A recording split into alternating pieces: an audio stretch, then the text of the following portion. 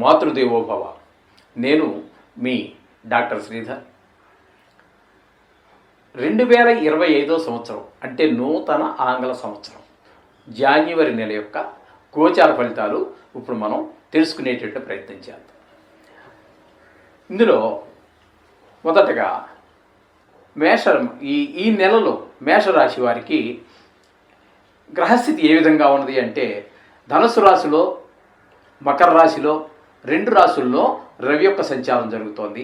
అలాగే కర్కాటకంలో కుజుని యొక్క సంచారం జరుగుతున్నది. అలాగే వృశ్చిక, ధనస్సు, మకర మూడు రాశుల్లో బుధుని యొక్క సంచారం జరుగుతున్నది. వృషభంలో గురువు యొక్క సంచారము జరుగుతున్నది.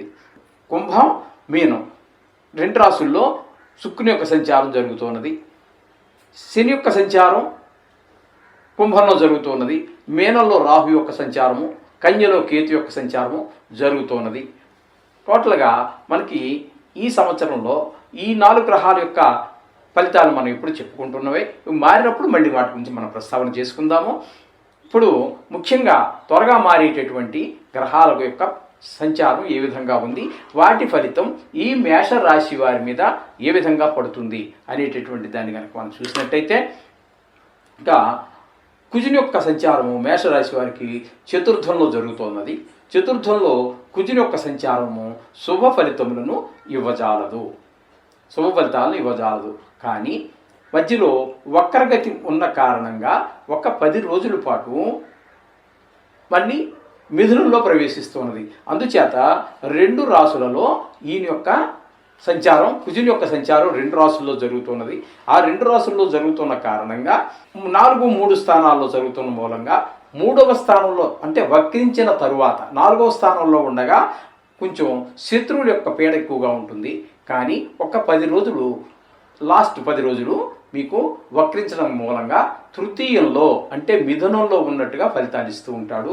ఆ మిథునంలో తృతీయంలో ఫలితాలు ఏ విధంగా ఉంటాయి అంటే, కుజుని యొక్క ఫలితాలు శాస్త్రం చెప్పాలంటే, ఖేదం సౌభాగ్యం దౌర్భాగ్య రిపుపీడాం రిపోర్భయం అర్ధసిద్ధిం అనర్ధంచ శస్త్రబాధాం ధనక్షయం అశోకంచ ధనం క్రూరం క్రమేణ కురుతే కుజః అని చెప్పి మనకి శాస్త్రం చెప్తోంది. అంటే ఆయన 4వ స్థానంలో ఉన్నప్పుడు రిపుపీడ అంటే శత్రువుల యొక్క పీడ ఎక్కువగా ఉంటుంది. ఇక అక్కడి నుంచి 3వ స్థానంలోకి వచ్చాక సౌభాగ్యం అంటే మనకి అన్ని విషయాల్లో కూడా మీకు ముఖ్యంగా సహకరిస్తుంది. ఈ రియల్ ఎస్టేట్ వ్యాపారస్తులకి వాళ్ళకి కూడా చాలా మంచి కాలంగా మనం చెప్పుకోవచ్చు.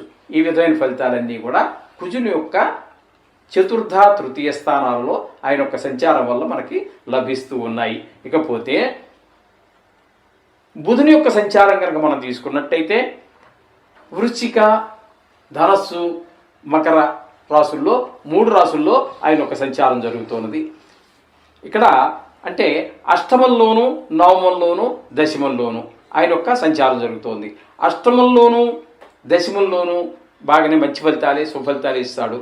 అష్టమంలో అంటే వృశ్చికంలో సంచరించేటటువంటి 3 రోజులు, అష్టమంలో సంచరించేటటువంటి 3 రోజులు మంచి ఫలితాలే ఉంటాయి. తదుపరి భాగ్యస్థానంలో అంటే ధనురాశిలో సంచరించేటటువంటి 23 రోజుల కాలంలో మంచి ఫలితములను ఇవ్వజాలడు. ఆ తదుపరి ఒక 5 రోజులు మాత్రం మకరంలో సంచారం చేస్తూ ఉన్నారు.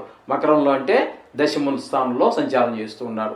ఇక్కడ ఈ 5 రోజులు మొదట్లో ఉన్నటువంటి 3 రోజులు మంచి ఫలితాలు ఇస్తారు. 23 రోజుల పాటు సంచరించేటటువంటి ధనురాశిలో శుభ ఫలితములను ఇవ్వజాలడు. మన బుద్ధి వికసించకపోవటము, అట్లాగే వ్యాపార రంగంలో వెనకబడటము, అట్లాగే మన ప్రయత్నాలు ఎంత కష్టపడి ప్రయత్నం చేసినప్పటికీ దానికి తగిన ఫలితాన్ని మనం పొందలేకపోవటము, ఈ విధమైన ఫలితాలన్నీ కూడా మనకి ఇక్కడ బుధుని వల్ల సంచారం జరుగుతున్నది.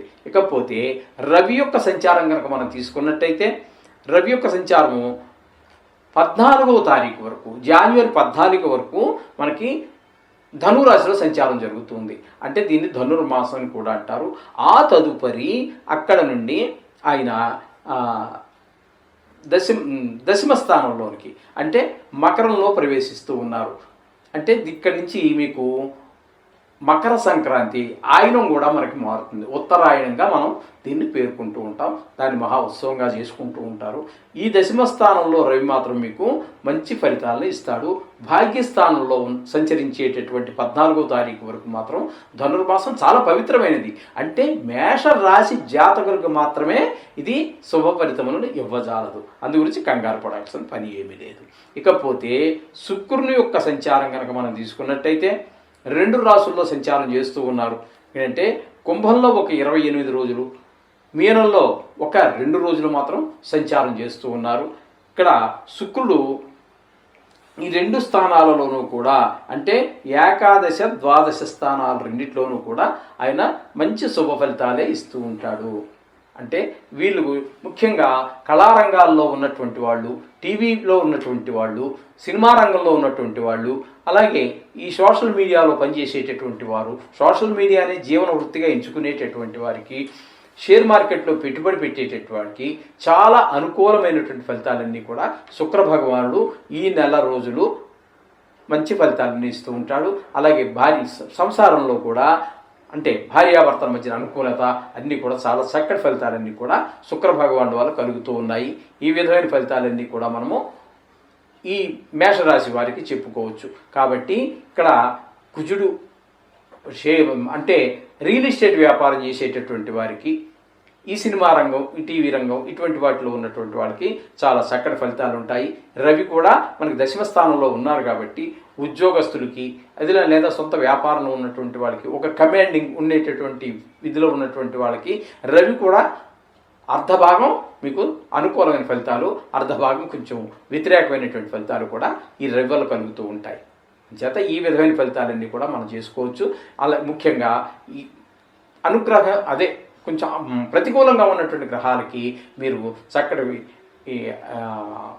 ఈ నెల రోజులు కాబట్టి మీరు కాస్త రోజు ఆ నవగ్రహాలకు సంబంధించినటువంటి చేసుకోండి. తప్పకుండా మంచి సుఫలితాలన్నీ పొందవచ్చు. అయితే ఇంకోటి ఏంటంటే చాలామంది చేస్తున్నటువంటి తప్పు ఏంటంటే, ఇది ముఖ్యంగా ప్రతి రాశివారు కూడా గమనించుకోండి, ప్రతి ప్రేక్షకులు జ్యోతిషులు కూడా గుర్తించుకోండి. మనకి ఏదో ఒక గ్రహం బాగలేదు లేదా 2 గ్రహాలు బాగలేవు, ఆ 2 గ్రహాలకి జపశాంతం చేయించుకుంటున్నాం, అక్కడితో అయిపోయింది. ఇంకా మళ్ళీ నవగ్రహాల జోలికి వెళ్ళటం లేదు. అంటే ఏంటన్నమాట, మనకి అవసరం ఉన్నప్పుడు వెళుతున్నాము, అవసరం లేనప్పుడు అందరినీ తీసి పక్కన పెట్టేస్తున్నాం. ఇది సరి అయిన పద్ధతి కాదు.